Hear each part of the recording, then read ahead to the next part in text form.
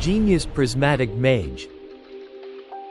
At first, the rain was light, but now it poured heavily, drenching the entire world. Swah! All the dirt in Sector 50 was washed away. The old stains on the dilapidated buildings, even the bloodstains and the grime on the streets, which had been there for so long, could no longer be erased. And in that moment, the raw emotions that those at the bottom of society held for each other were also washed away. UCK. The rainwater, carrying all kinds of filth, rushed into the sewers. Then it continued flowing toward the Elton River, the river that ran through Sector 50. That winding river split into many small branches, one of which led to the lowest part of Sector 50. The river branch flowed through the drains, and it snaked its way under narrow bridges. There was a shabby tent. Wow, Ray, you came at just the right time. One of the kids inside the tent spoke as Ray, with gray hair, stepped in. Inside the tent was a faint flickering light. Around the light were children of all ages gathered together. Ray found a spot and quietly sat down. Pale, the leader of the group, asked everyone, "How's everyone doing today?" One by one, the children took out their belongings and placed them in the center of the blanket. Wrinkled and dirty coins, crumpled bills, canned food and dry biscuits, some food vouchers, partially hidden under the flickering light of the oil lamp. These were what they had earned while wandering the streets, polishing shoes, selling newspapers, or begging for food. Ray also took something out of his coat. It was more than all the other children's combined. "Wow, that's Ray for you. You got stuff from the golem?" "It didn't take the things I gave it." Ray didn't say anything. No one but him knew that the golem only accepted items that contained traces of magical residue, things that still had some mana left in them. It was easy to understand because only Ray could see mana in Sector 50. Hale spoke with admiration in his eyes. "Thanks to Ray, we won't go hungry today. I'll put the money in the safe. Tomorrow, we'll go to the market and buy more food. Now, I'll divide up what we've earned." Hale started distributing the food, beginning with the youngest. Seeing that the amount of food wasn't enough for everyone, Ray slowly stood up. Thud! He sat down right by the entrance of the tent. Food was still scarce, as usual, and finding scrap metal with mana wasn't easy either. It took the whole day just to gather enough food for today.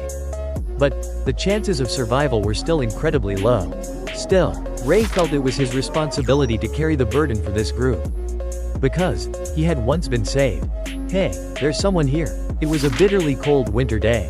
That day, he had wandered the city so much that he didn't realize his feet had gone numb until he collapsed into the snow. These kids had saved him from being buried in the snow.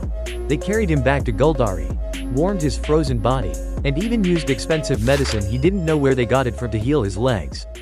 It wasn't because he had a special reason to die, but there was also no reason to continue living in such despair. In that situation, Ray survived, by sheer accident. A person who couldn't feel emotions like others. He had created a few rules for survival while blending in with humans. If you receive, you must repay. Ray, you should eat your share too. These kids had never treated him like a monster. Ray stared blankly at Pale, who was sitting next to him. Pale, the leader of the group. A boy of the same age as Ray. "Actually, you've almost earned all the food for today. I'm not hungry." Gurgle. "I told you it wasn't my stomach growling." Quote. He couldn't feel hunger like normal people. But he couldn't control all the reactions of his internal organs either. Ray took the half of the cookie that Pale offered. Swoosh. Suddenly, Pale spoke up. "Hey, Ray, do you know what? It's raining right now." "Yeah, it's raining. And it's black rain."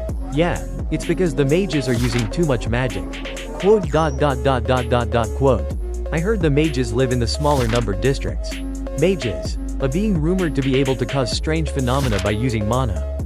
However, that was just a rumor. No one in District 50 had ever seen a mage in real life. The two boys sat together at the entrance of the tent, chewing on the cookie while looking outside. "I believe mages really exist. Just look at the golem. You can tell it was created by a mage and released out here. It could also just be a machine. No, it definitely works with magic." Pale's eyes sparkled with belief. Ray didn't show it on his face, but inwardly, he agreed with Pale's words. Every time the golem moved, mana around it would get sucked into its core. Then, all of it would gather and rise as black smoke. Mana must be some kind of fuel. The smoke rose into the sky.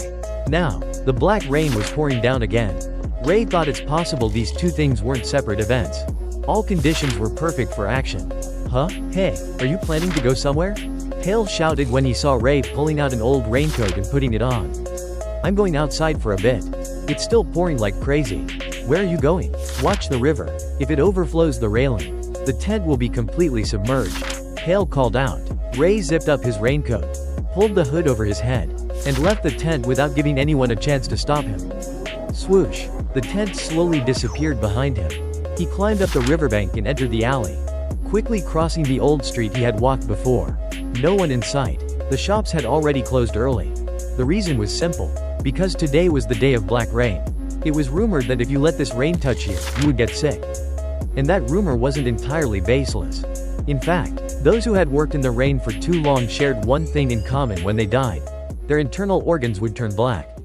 Additionally, large patches of blackened earth were easy to find all over District 50. Plop plop plop plop plop plop. The black rain droplets hammered continuously against his raincoat. The sound reminded him of the sporadic gunfire and gang clashes. However, none of the droplets splashed onto Ray's face.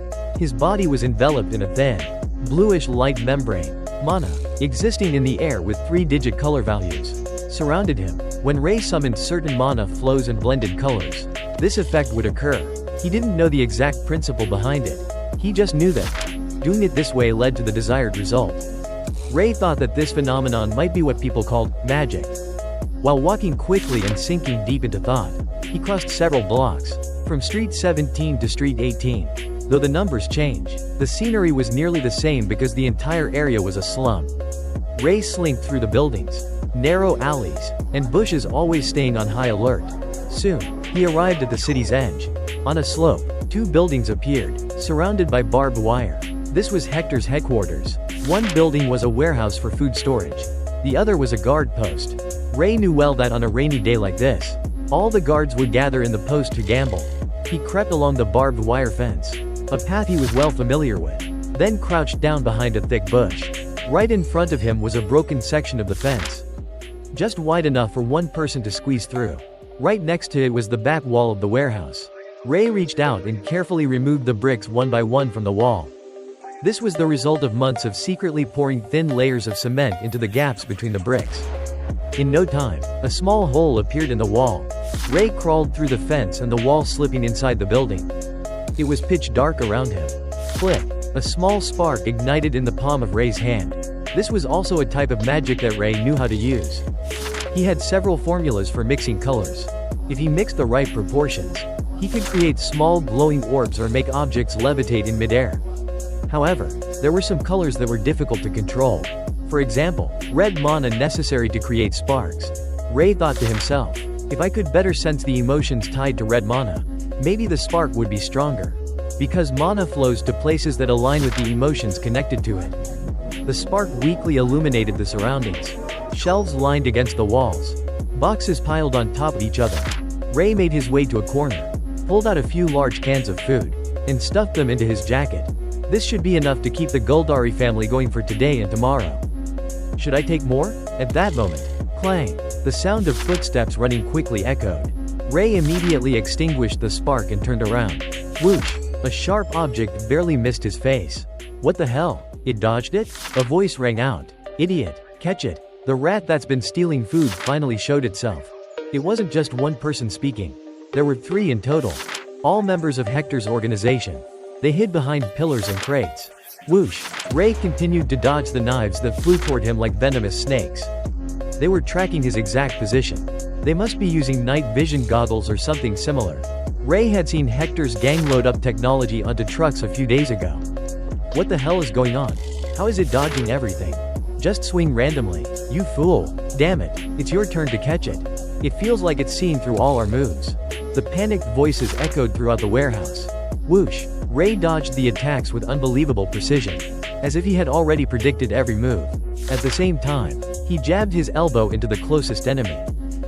Without losing momentum, Ray spun and charged at the next man. This kid, he knows exactly where we're standing. Their guess was completely correct.